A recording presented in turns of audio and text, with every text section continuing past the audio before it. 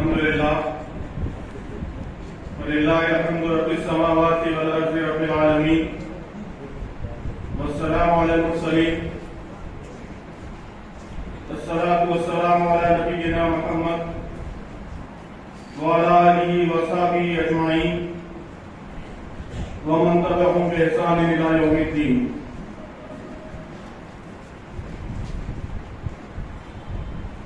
Stage پر تشریف فرما ذمہ داران جماعت اور مہمانان گرامی اور شہر بانواڑی کے معززین بزرگوں، عزیز نوجوانوں اور محترم خواتین، ماؤں، بہنوں اور بیٹیوں،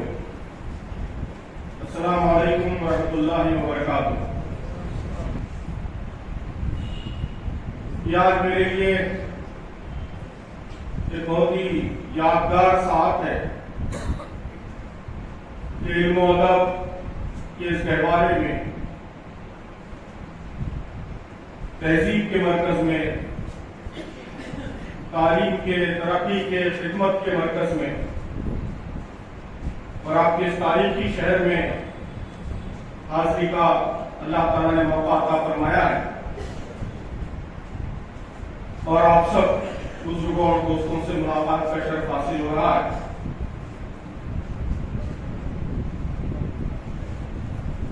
ایک لمبے عرصے کے بعد مجھے یہاں حاضر ہونے کی سعادت حاصل ہوئی ہے. بہت پہلے جب میں سیو سے وابستہ تھا، اس وقت یہاں آنے اور مختلف اداروں کو تفصیل سے دیکھنے کا موقع ملا تھا اور ایک طویل وقفے کے بعد، اس سے پہلے بھی آنا ہوا لیکن اداروں میں حاضری نہیں ہوئی.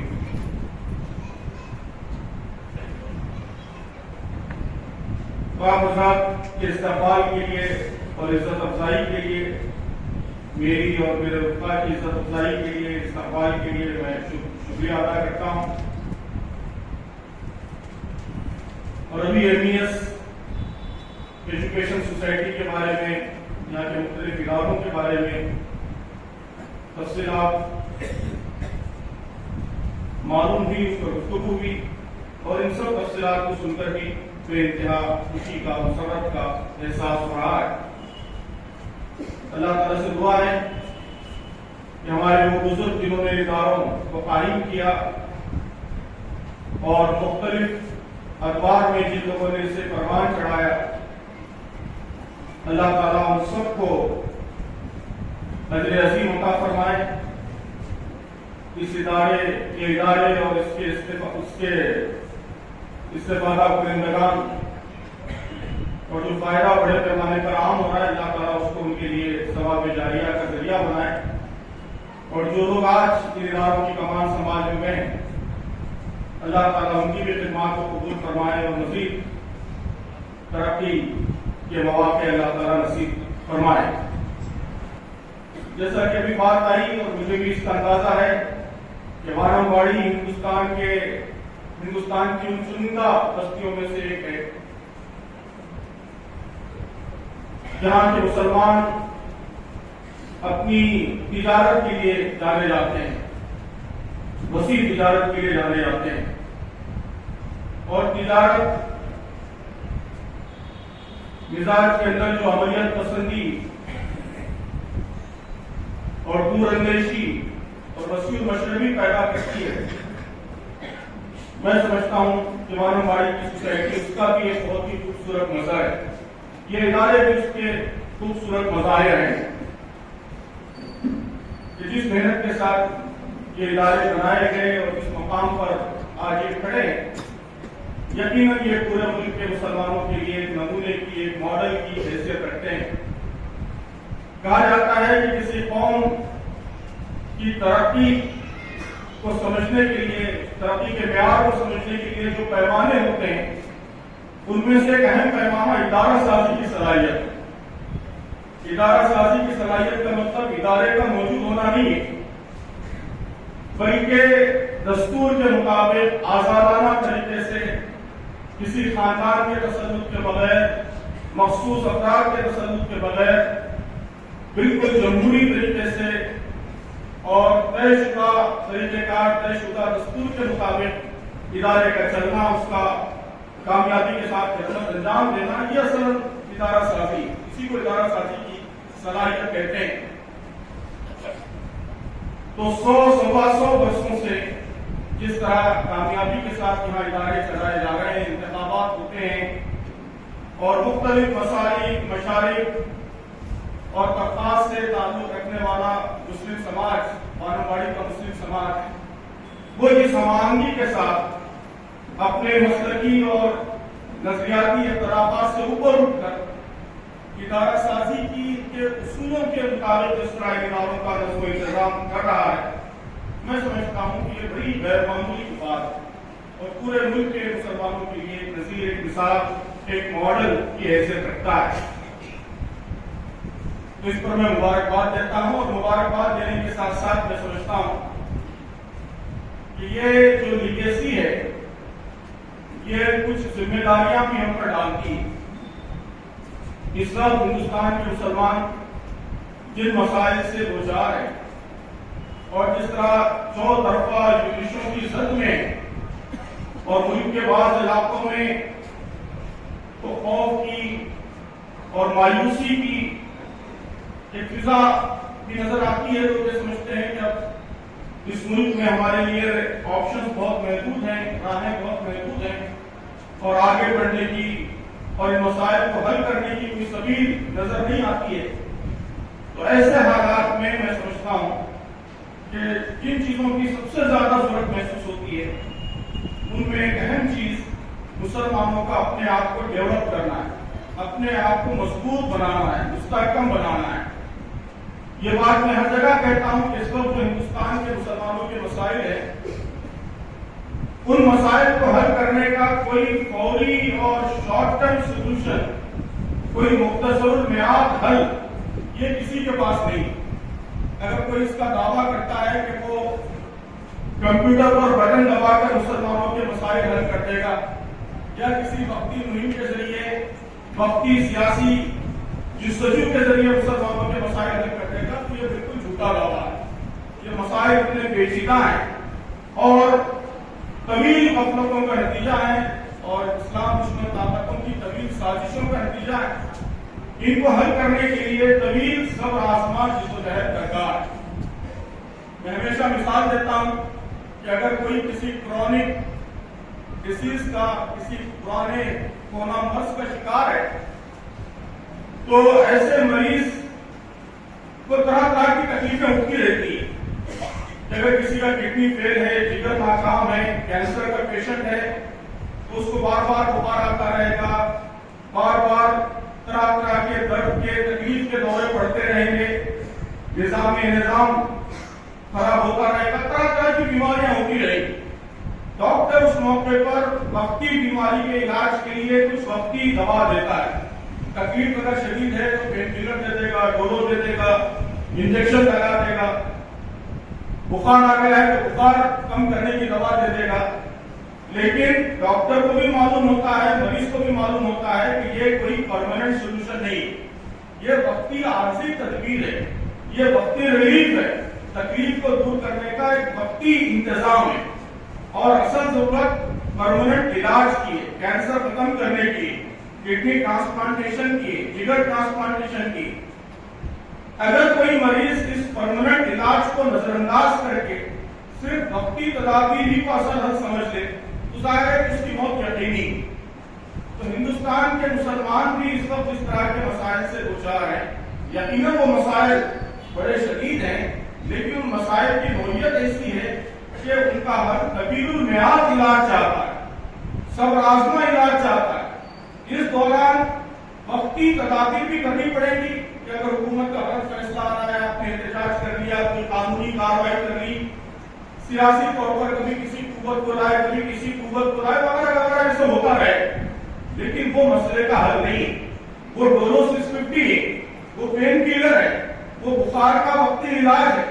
اس سے آپ کی بیماری مستقلاً ختم نہیں ہو سکتی۔ مستقل ختم کرنے کا علاج کچھ اور ہے۔ اس لیے اگر صرف انہی چیزوں تک ہم محدود ہو کر رہ جائیں تو قیامت تک یہ وقتی تدابیر کرتے رہیں ہمارے مسائل حل ہونے والے نہیں۔ تو آج اس بات کی ضرورت ہے کہ ہندوستان کے مسلمان ایک اسٹریٹجک ویژن کے ساتھ، ایک لانگ ٹرم پرسپیکٹو کے ساتھ آگے بڑھیں، اپنے مسائل کے حل کا جو اصل لانگ ٹرم طریقہ ہے اس طریقے کو اختیار کریں۔ ہم پورے ملک میں اسی کی طرف متوجہ کرنے کی کوشش کر رہے ہیں۔ لانگ ٹرم سولوشن کیا ہے؟ لانگ ٹرم سولوشن میرے خیال میں دو ہے۔ پہلا سولوشن تو یہ ہے کہ مسلمان اپنے آپ کو ڈیولپ کرنے کی، مضبوط اور طاقتور بنانے کی کوشش کرے، امپاور ہونے کی کوشش کرے۔ وہ تعلیم میں آگے بڑھے، وہ معیشت میں آگے بڑھے، تجارت میں۔ ہمارے مسائل کا ایک بڑا سبب ہے جرم ضعیفی کی سزا، مر کے مفاجات۔ علامہ اقبال نے کہا تھا تقدیر کے قاضی کا یہ فتویٰ ہے ازل سے یہ اصول طے شدہ ہے کہ جرم ضعیفی کی سزا مر کے مفاجات۔ تو اس ملک میں ہمارا ایک بڑا جرم ہماری ضعیفی، اس ضعیفی کو دور کرنا اور اس کا سولوشن ڈھونڈنا، میں سمجھتا ہوں کہ یہ اصل لانگ ٹرم علاج ہے، یہ اصل لانگ ٹرم سولوشن ہے۔ آزادی کے بعد سے مستقلاً ہم کو اس اصل علاج پر توجہ دینے کا موقع نہیں دیا گیا۔ ہم اپنے دفاع کے مسائل میں، تحفظ کے مسائل میں اور وقتی طور پر اٹھنے والی مختلف مہمات میں اس طرح الجھے رہے کہ اپنے آپ کو ڈیولپ کرنا اور ترقی کا کوئی ٹھوس منصوبہ بنانا، اس کو نافذ کرنا، یہ کام بہت کم ہو سکا ہے۔ میں سمجھتا ہوں کہ موجودہ حالات کا سب سے بڑا سبب ہندوستان کے مسلمانوں کو یہی حاصل کرنے کی ضرورت ہے کہ وہ اس لانگ ٹرم سولوشن پر توجہ دیں۔ میں نے اس موضوع کو تفصیل سے اس لیے ذکر کیا کہ وانم واڑی کے یہ ادارے اور یہاں کے مسلمان، انہوں نے جس طریقے سے ان 100 برسوں میں اپنے آپ کو کھڑا کیا ہے، تو یہ باقی ملک کے مسلمانوں کے لیے نمونے کی بھی حیثیت رکھتا ہے، ماڈل کی بھی حیثیت رکھتا ہے، اور اس کے ساتھ ساتھ اس کی وجہ سے آپ پر یہ ذمہ داری عائد ہوتی ہے کہ آپ اس ماڈل کو ملک کے دیگر علاقوں میں بھی منتقل کریں، اور ملک کے جو کمزور، جہاں مسلمان بہت کمزور ہیں، وہاں بھی ان کی ترقی کی، ان کے ڈیولپمنٹ کی فکر کریں۔ جماعت اسلامی ہند کے نائب امیر کے مرحوم صدیق حسن صاحب، ان کا تعلق کیرلا سے تھا۔ کیرلا میں بہت سارے ادارے انہوں نے قائم کیے، مادھیما، میڈیا ون، بڑے بڑے ادارے انہوں نے قائم کیے۔ بعد میں جب وہ نائب امیر بنے مرکز میں، تو انہوں نے محسوس کیا کہ شمالی ہند میں بڑی غربت ہے اور بڑی پسماندگی ہے، مسلمان ہر میدان میں پیچھے ہیں، تو انہوں نے ویژن 2016 پیش کیا۔ اس کی مین فلسفی یہی تھی کہ انہوں نے کیرلا کی قوت، کیرلا کے مسائل، وہاں کی افرادی قوت، وہاں کا تجربہ اور وہاں ادارہ سازی کا جو تجربہ تھا، اداروں کو چلانے کا جو تجربہ تھا، تجربے کار لوگ تھے، ان کی صلاحیتیں، وہاں کے وسائل، اس کو انہوں نے شمالی ہند کے مسلمانوں کی فلاح و بہبود کے لیے، ان کی ترقی کے لیے استعمال کیا۔ اب یہ تجربہ بہت کامیاب تجربہ ہے۔ ٹی عارف علی صاحب ہمارے درمیان تشریف فرما ہے، تو اس کے ذمہ دار ہیں اس وقت۔ تو میں سمجھتا ہوں کہ اور بھی جہاں جہاں وانم واڑی کی طرح ترقی یافتہ مسلم سوسائٹیز موجود ہیں، ان کو بھی اسی جذبے کے ساتھ، اسی اسپرٹ کے ساتھ آگے آنا چاہیے۔ مسلمان ایک جسم کی مانند ہیں، یہ اللہ کے رسول صلی اللہ علیہ وسلم کی حدیث ہے، اور سوشولوجسٹ یہ کہتے ہیں کہ جب کوئی کمیونٹی ہوتی ہے تو وہ کمیونٹی بھی ایک جسم کی مانند ہوتی ہے، اور جسم کے سیلز جس طرح ہوتے ہیں تو اسی طرح کمیونٹی کے افراد ہوتے ہیں۔ کمیونٹی کا ایک حصہ اگر معذور ہو جائے اور کمزور ہو جائے تو بالآخر وہ پورے جسم کو محفوظ کرتا ہے، پورے جسم کی کمزوری کا ذریعہ بنتا ہے۔ تو اس لیے اگر ہم ہندوستان کے مسلمانوں کا مستقبل بہتر دیکھنا چاہتے ہیں، جو مسائل اس وقت ان کو درپیش ہیں، مسائل کا حل چاہتے ہیں، تو اس کا طریقہ یہی ہے کہ وانم واڑی جیسے علاقوں کے مسلمان جہاں وہ ترقی یافتہ ہیں، ہر میدان میں آگے ہیں، معیشت میں، تعلیم میں، ہر محاذ پر آگے ہیں، وہ آگے بڑھے اور سارے ملک کے مسلمانوں کو اپنا تجربہ منتقل کرنے کی اور ان کو اٹھانے کی کوشش کو اپنا مقصد بنائیں، اپنا رسولائٹ بنائیں۔ تو میری پہلی گزارش یہی۔ اسی طرح دوسرا جو سولوشن ہے لانگ ٹرم علاج میں، یہ پہلا علاج، دوسرا علاج میرے خیال میں یہ ہے کہ یہاں کی غیر مسلم سوسائٹی، اس کی رائے عامہ، اس کا پبلک اوپینین وہ بدلے، وہ اسلام کے حق میں سازگار ہو۔ جب تک اس ملک کا پبلک اوپینین نہیں بدلے گا، باقی سارے سولوشنز وہ پوری طرح کام نہیں کرے۔ اس لیے کہ جمہوری معاشرے میں، بلکہ جمہوری نہیں بلکہ ایون ڈکٹیٹوریل سوسائٹیز میں بھی رائے عامہ یہ سماج کے ہر طبقے کو متاثر کرتی ہے، ہر فیصلے کو متاثر کرتی ہے۔ بیوروکریسی، جوڈیشری، پریس، پالیٹکس، یہ سب رائے عامہ کے ذریعے گورن ہوگی۔ تو اس وقت جس بڑے پیمانے پر اسلاموفوبیا کی وبا اس ملک میں پھیل رہی ہے، اسلام کے خلاف نفرت کی فضا بنانے کی منصوبند کوششیں ہو رہی ہیں، عام ذہنوں کو پلیوٹ کرنے کی کوشش ہو رہی ہے، میں جانتا ہوں کہ تمل ناڈو میں یہ کیفیت بہت کم ہے اور الحمدللہ آپ بہت محفوظ ہیں، اللہ تعالیٰ محفوظ رکھے آئندہ بھی، اور باقی علاقے کے مسلمانوں کو بھی اس لاحقت سے نجات عطا فرمائے۔ لیکن باقی ملک میں کی کیا صورتحال ہے آپ سب باخبر ہیں، آپ اچھی طرح جانتے ہیں۔ تو ایسے حالات میں جب تک رائے عامہ کو بدلنے کی سنجیدہ کوشش نہیں ہوگی، اس وقت تک بھی اس ملک میں ہندوستان کے مسلمانوں کے مسائل حل نہیں ہوگی۔ اس لیے ضروری ہے کہ ہم یہاں کے غیر مسلموں سے روابط رکھیں اور ان کی سوچ پر اثر انداز ہونے کی کوشش کریں۔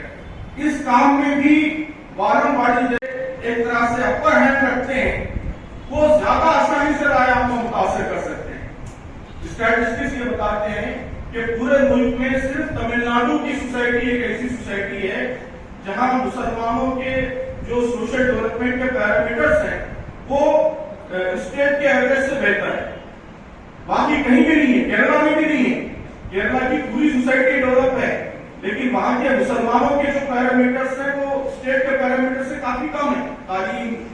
اور اکنامی کے پیرامیٹر سب۔ صرف تمل ناڈو ملک میں وہ واحد ریاست ہے جہاں کے مسلمان اپنے ریاست کے دیگر پڑوسی کمیونٹیز کے مقابلے میں زیادہ ڈیولپڈ ہیں، زیادہ ترقی یافتہ ہیں۔ تو آپ زیادہ آسانی کے ساتھ رائے عامہ کو متاثر کرنے میں اور اس کو مولڈ کرنے میں کردار ایک رول پلے کر سکتے ہیں۔ تو میں سمجھتا ہوں کہ اس کام کے لیے بھی ہمیں آگے آنا چاہیے، ٹھوس پیشرفت کرنی چاہیے، اور یہ کام سارے مسلمانوں کو مل کر کرنا چاہیے۔ کہ یہاں آپ نے بہت ہی خوبصورت تجربہ کیا ہے، بڑا غیر معمولی تجربہ کیا ہے کہ مسلمانوں کے سارے مسالک مل کر یہ ادارے چلا رہے ہیں۔ میں سمجھتا ہوں کہ وقت آ گیا ہے کہ اسی طرح مسلمانوں کے سارے مسالک مل کر یہ دو کام بھی کریں کہ وہ ملک کی رائے عامہ کو متاثر کرنے میں ہم سب مل کر کام کریں، اور مسلمانوں کو آگے بڑھانے، ترقی دلانے میں بھی ہم سب مل جل کر، متحد ہو کر، ملت واحدہ بن کر، اسی اتحاد کی اسپرٹ کے ساتھ اور اسی ادارہ سازی کی اسپرٹ کے ساتھ ہم کام کریں۔ تو مجھے امید ہے کہ انشاءاللہ پورے ملک کے لیے مثال انشاءاللہ یہ بنے گی۔ تو میں پھر ایک بار منتظمین کا اور آپ سب کا شکریہ ادا کرتا ہوں کہ آپ نے موقع عنایت فرمایا، بہت اچھی یادوں کے ساتھ اور بہت خوشکن تاثرات کے ساتھ ہم لوگ یہاں سے لوٹ رہے ہیں، اور دعا کرتے ہیں کہ اللہ تعالیٰ وارن باڑی کی زمین میں مزید برکت عطا فرمائے اور اسے صحیح معنوں میں پورے ملک کے مسلمانوں کے لیے ایک نمونہ، ایک ماڈل بنائے۔